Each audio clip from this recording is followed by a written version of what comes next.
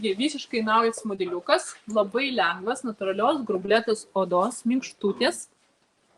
Iš vienos ir iš kitos pusės atrodo taip. Čia yra aukso detalės, labai gražiai įdomi pinta pačios rankinės rankena. Labai patogiai šiaip nešioti ją ant rankų. Žiūrėkit, kaip įdomiai jinai atrodo.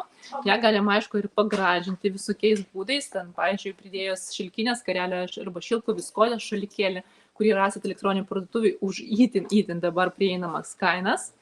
Tikrai labai gražus modeliukas. Atsidaro taip, labai iš tikrųjų plačiai. Čia yra vienas pagrindinis skyrius. Tamsi vidinė apdaila iš natūralios medvilnės. Ir matau čia šone dar skyrelės, iš nugarinės pusės skyrelės su užtrauktuku. Tikrai talpi. Matau, kad Veronika sako, nėra šito modeliuko, tai užsirašyk, prašau, kad mes galėtume įkelti, nes man rodo, mes kėlėm šitą modelį. Tai žodžiu,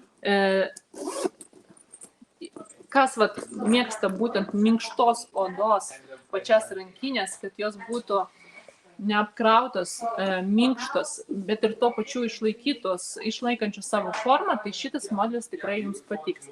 Ir kaip sakiau, yra ir ilgas reguliuojamas prie jos diržas. Kokių spalvų jų yra, tuoj parodysiu. Tai mano rankose yra kūno spalva.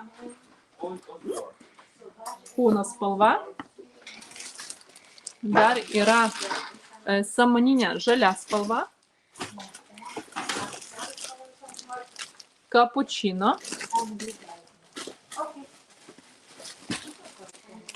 juoda spalvytė,